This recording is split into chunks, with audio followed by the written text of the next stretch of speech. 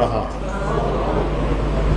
اس واقعہ کے بعد پڑھیے، حضرت عثمان کہتے ہیں جس دن سے حضور نے اپنے ہاتھ کو میرا ہاتھ قرار دیا، میں اپنا ہاتھ شرمگاہ کو نہیں لگاتا تھا، کیونکہ حضور نے اس کو اپنا ہاتھ قرار دے دیا۔ ادب ہے، احترام ہے، جتنا آدمی کر سکے۔ بلکہ آپ اس صحابی کا پڑھیے جس صحابی کی ڈیوٹی تھی کہ میں حضور کی سفر میں سواری تیار کروں گا، یعنی ان کی آپس میں تقسیم بندی تھی نا کہ یہ کام کر لیں آپ، یہ کر لیں آپ، یہ کر لیں، تو باقاعدہ ان کا کہ وہ جب آپ حضور آرام فرماتے وہاں سے روانہ ہوتے تو آپ صلی اللہ علیہ وسلم باقاعدہ طور پہ نا وہ صحابی کی ڈیوٹی تھی کہ وہ کچاوا وغیرہ کستے سواری۔ ایک رات وہ صحابی کہتے ہیں میرا جسم ناپاک ہو گیا۔ اب آپ جانتے ہیں غسل قرآن کریم پڑھنا ہے تو غسل کرنا، آپ نے اگر مسجد میں جانا ہے تو تب آپ کا غسل لازم ہے، آپ نے نماز پڑھنی ہے تب غسل لازم ہے، ورنہ آپ مثلا رمضان شریف ہے، سحری کے وقت آپ اٹھے اور آپ کا جسم ناپاک ہے، اسلام کہتا ہے آپ کلی شلی کر کے کھانا کھا لیں، آپ گفتگو کر سکتے ہیں۔ حتیٰ کہ حضرت ابو ہریرہ رضی اللہ تعالیٰ کہتے ہیں نا کہ میرا جسم ناپاک تھا، آپ تشریف لائے تو مجھے پکڑ کے ساتھ اپنی صحبت میں لے گئے، اور جیسے میں جہاں وہاں جا کے بیٹھا تو مجھے احساس ہوا کہ میں حالت اچھی نہیں ہے، میں کھسک گیا، وہاں سے کھسک جانا جانتے ہیں نا طریقے سے، نکل گیا اور جا کے غسل کر کے واپس آیا تو آپ نے فرمایا کیا اصل بتانا ہی آپ نے یہ تھا حضور، میں ناپاک تھا اس لیے میں نے چاہا غسل کر کے آؤں، تو آپ نے فرمایا مومن کبھی ناپاک نہیں ہوتا۔ اللہ اکبر، مومن کبھی ناپاک، یہ مسئلہ، اللہ اکبر۔ تو غسل ہے، نماز پڑھنی ہے غسل لازم، مسجد میں داخل ہونا ہے غسل لازم، قرآن کریم پڑھنا ہے غسل لازم، یہ اسلام کا تصور ہے۔ اب وہ صحابی کہتے ہیں کہ میں جب اٹھا میں نے دیکھا میرا جسم ناپاک ہے، اب میں نے حضور علیہ السلام کی سواری تیار کرنا تھی، پانی تھا نہیں، تو کہتے ہیں میں نے دوسرے آدمی کو جگایا، اٹھ بھائی، اٹھ کر حضور کی سواری کو تیار کر۔ اس نے کہا پہلے تو ہاتھ نہیں سی لان دینا تھا، آج کی مسئلہ ہے؟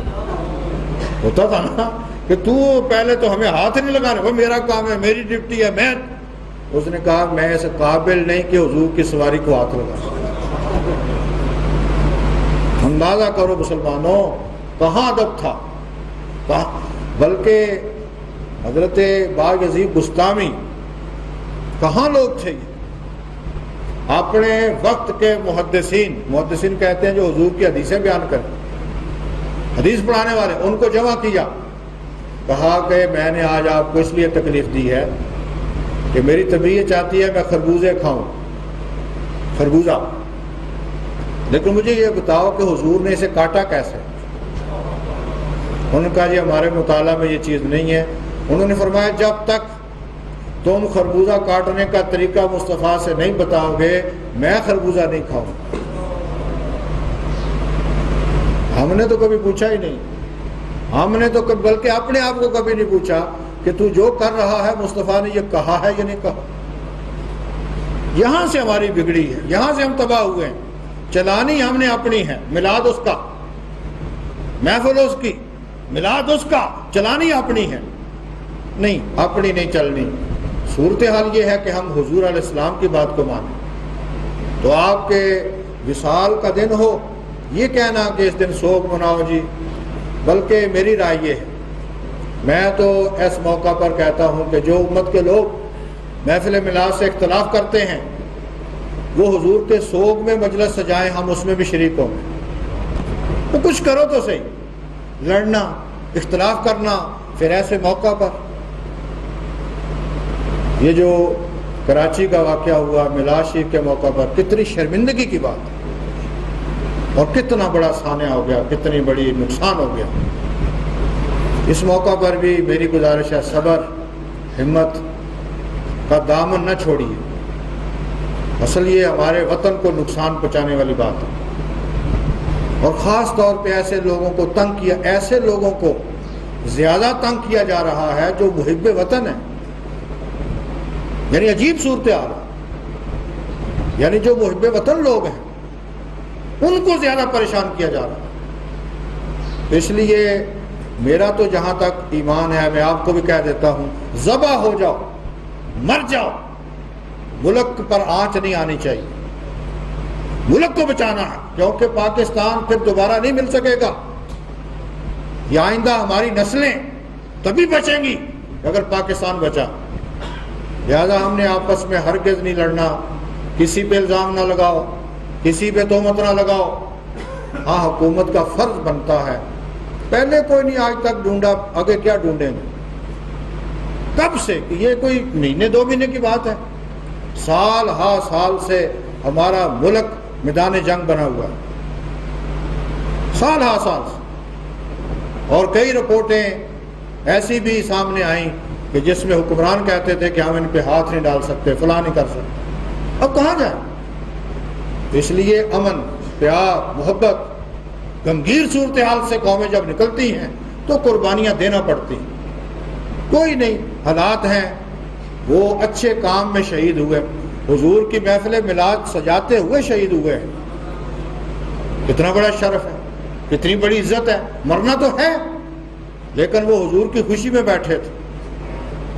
اور ان حالات میں میرا اور آپ کا فرض بنتا ہے کہ بڑے سب ایک دوسرے پر، میں نے دیکھا ہے ٹی وی وغیرہ پر، ایک دوسرے پر الزامات شروع ہو گئے ہیں کہ فلاں نے کروایا، فلاں نے کروایا، فلاں نے کروایا۔ ہاں، ایک دوسرے پر الزامات مت لگاؤ، اس سے اور نقصان ہو جائے گا، اس سے اور پریشانیاں بنیں گی۔ اور میرا یہ ایمان ہے کہ کوئی مسلمان یہ کر ہی نہیں سکتا، کوئی انسان ہی نہیں، کوئی درندہ آدمی ہے یہ، جس سے بالکل اس کا دل بھی فیل ہو گیا، پاگل آدمی ہے کوئی، کہ جس کا دل و دماغ ایجاد کون ہے کہ جو ایسے موقع پر اور مسلمانوں کو نقصان پہنچانے والا۔ اس لیے صبر، ہمت، برداشت بعض مواقع پر جواب دے جاتی ہے، لیکن میں نے دیکھا ہے کراچی سے علماء اہل سنت نے بہت سنبھالنے کی کوشش کی۔ اس مرحلے پر کراچی جل سکتا تھا، لیکن قربان جاؤں میں علماء اہل سنت پر جو سر جوڑ کے وہاں بیٹھے ہیں اور انہوں نے کہا ہماری جانیں قربان، اس وطن پر آنچ نہیں آنے دیں گے۔ اس لیے آپ سے بھی گزارش ہے، صبر، ہمت، اور آگے اس طرح بڑھیے کہ تاکہ کوئی دشمن اس موقع سے فائدہ نہ اٹھائے، کیونکہ لوگ لڑانا چاہتے ہیں، خاص طور پہ اہل سنت کے لوگوں پر۔ آپ جانتے ہیں 14 فروری کے بعد اہل سنت کے لوگ جنہوں نے کبھی ایک ٹیوب کو بلب نہیں جلایا، کبھی ملک کو نقصان نہیں پہنچایا، ہمیشہ ان کے خلاف۔ لیکن اس مرحلے پر بھی مزہ تب ہوتا ہے کہ آدمی حدود کے اندر رہتے ہوئے، صبر کا کیا معنی؟ صبر کا کیا معنی؟ صبر کا معنی ہوتا ہے شریعت کی حدود کے اندر رہتے ہوئے۔ جس آدمی نے آپ کو نقصان پہنچایا، اگر آپ اس پر ہاتھ بھی ڈال سکتے ہیں تو اس موقع پر بھی حضور کو یاد کرو، کہو حضور نے دشمنوں کے ساتھ کیا سلوک کیا اور سرور عالم نے رحمتیں بانٹی۔ آپ فتح مکہ کا وہ جملہ پڑھیں، جب حضور مکہ میں فتح میں داخل ہوئے تو ایک صحابی یہ جملہ کہتے ہوئے گزر رہے تھے، الیوم یوم الملحمہ، لہم ان سے، آج بدلے کا دن ہے، انتقام کا دن ہے، آج قتل کا دن ہے، مار دیں گے تم کو۔ آپ نے اسے واپس فرمایا میرے پاس لاؤ، اس کو جلدی پکڑ کے لاؤ، اس کو لایا گیا۔ آپ نے فرمایا عزیز اس طرح کے نعرے مت لگاؤ۔ حضور کیا نعرہ لگاؤں؟ کیا سرور عالم کی زبان دانی ہے؟ دیکھو نا اس وقت مشورہ کہ آدمی بلاتا ہے، کہتا کیا نعرہ دوں اس کو؟ فرمایا الیوم یوم الملحمہ نہ کہو۔ کہا حضور کیا کہوں؟ آپ نے فرمایا کہو الیوم یوم المرحمہ۔ فرمایا بدلے کا دن نہیں، ان سے اعلان کرو آج محمد رحمتیں بانٹنے آیا، یہ کرو سلوک، کوئی بات نہیں، جانا ہے دنیا سے، مر جائیں گے کیا ہوگا، لیکن گاڑیاں نہ جلاؤ، دکانیں نہ جلاؤ، ایک دوسرے کو کوئی پریشان نہ کرو، کیونکہ صبر ہمت اسی شے کا نام ہوتا ہے۔ اور اگر ہم نے وہ سارا کچھ کر دیا اس کے بعد کہا جی ہم صابر ہیں، یہ صابر نہیں ہوا کرتے۔